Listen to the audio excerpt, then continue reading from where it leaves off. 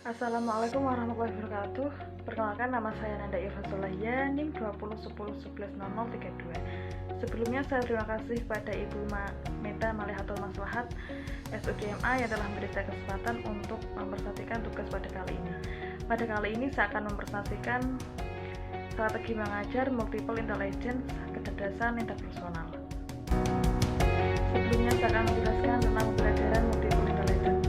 Strategi pembelajaran multiple intelligence adalah suatu upaya mencapai kompetensi tertentu dalam pembelajaran dengan cara mengoptimalkan 8 kecerdasan yang dimiliki masing-masing siswa. Strategi pembelajaran multiple intelligence adalah suatu cara mengakses informasi melalui 8 kecerdasan yang ada pada masing-masing siswa. Namun untuk mengeluarkannya kembali, seluruh kecerdasan terkoneksi dalam satu kekuatan yang unik sesuai dengan kebutuhan, sehingga siswa mampu menyelesaikan masalah-masalah pembelajaran dengan cara yang menakjubkan. Strategi pembelajaran multiple intelligence menjadikan siswa sebagai sang juara pada bidang-bidang tertentu sesuai dengan kecerdasan yang menonjol pada dirinya. Karena pada dasarnya dalam diri setiap siswa selalu ada satu atau lebih kecerdasan yang menonjol yang dimilikinya. Strategi pembelajaran multiple intelligence mendorong para guru melakukan inovasi dalam cara mengajarnya, sehingga guru harus lebih kreatif dan aktif. Strategi mengajar kecerdasan interpersonal. Siswa dengan kecerdasan interpersonal memahami proses belajar mengajar dan interaksi dengan orang lain secara efektif. Menurut Hatip dan Said, kelas yang dipenuhi dengan siswa yang dengan interpersonal memungkinkan aktivitas pembelajaran dilakukan dengan proses interaksi kerjasama dalam juga usaha kelompok belajar. Proses belajar menggunakan skema kerjasama kelompok berkemampuan untuk melakukan sesuatu yang tidak mungkin menjadi mungkin dalam usaha belajar. Inti dari pendekatan kecerdasan interpersonal adalah bekerja sama untuk melakukan sesuatu yang tidak mungkin, menurut Hatip dan Said. Dalam strategi interpersonal yaitu ada strategi kerja kelompok. Kerja kelompok adalah aktivitas kerja yang dilakukan secara bersama-sama dengan mementingkan unsur interaksi kebersamaan dalam menyelesaikan suatu masalah atau menghasilkan suatu karya. Menurut Ekin dan Kaucak, kerja kelompok adalah seperangkat strategi interaksional atau pengajaran yang menekankan interaksi siswa-siswa untuk mendukung model lain. Kerja kelompok bukanlah sebuah model instruksional, melainkan sebuah strategi yang dirancang untuk meningkatkan keterlibatan lewat interaksi siswa-siswa saat model-model lain digunakan.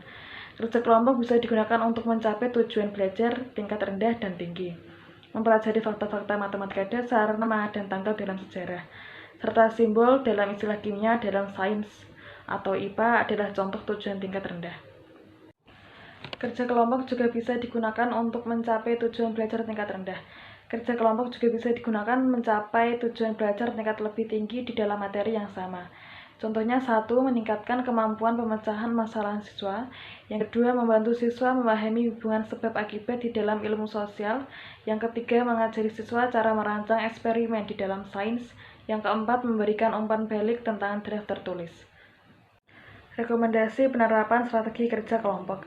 Menurut Ekin dan Kaujaha, strategi kerja kelompok bisa digunakan untuk mencapai tujuan belajar tingkat rendah dan tinggi. Dalam hal ini, mempelajari fakta-fakta matematika dasar dan nama tanggal dalam sejarah, serta simbol dan istilah kimia dalam sains IPA adalah contoh tujuan tingkat rendah.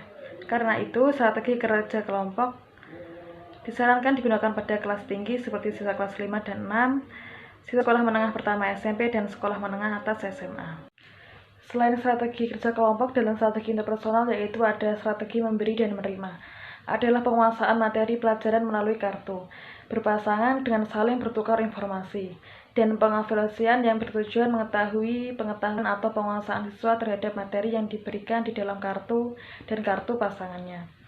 Strategi memberi dan menerima merupakan pembelajaran yang menuntut siswa memahami materi pembelajaran yang diberikan guru dan melalui teman lain. Pemilihan materi sesuai untuk strategi memberi dan menerima adalah materi yang mengandung informasi yang singkat, jelas, dan padat.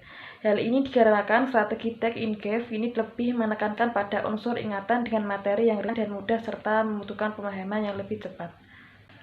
Selanjutnya, rekomendasi penerapan strategi memberi dan menerima. Strategi memberi dan menerima direkomendasikan untuk digunakan mulai pada siswa kelas 4 dan SMP sekolah dasar, siswa sekolah menengah pertama SMP, dan siswa sekolah menengah atas atau SMA. Strategi memberi dan menerima dalam proses pelaksanaan pembelajarannya dapat dimodifikasi sesuai dengan kebutuhan dan kondisi kelas. Yang terakhir, manfaat kita menggunakan strategi multiple intelligence, yaitu 1. Kita dapat menggunakan multiple intelligence dalam melakukan proses pengajaran secara luas. Yang kedua, dengan menggunakan multiple intelligence, Anda menyediakan kesempatan bagi siswa untuk belajar sesuai dengan kebutuhan, minat, bakat, dan talenta. Yang ketiga, peran serta orang tua dan masyarakat akan semakin mendukung dalam proses belajar mengajar. Sekian, terima kasih. Wassalamualaikum warahmatullahi wabarakatuh.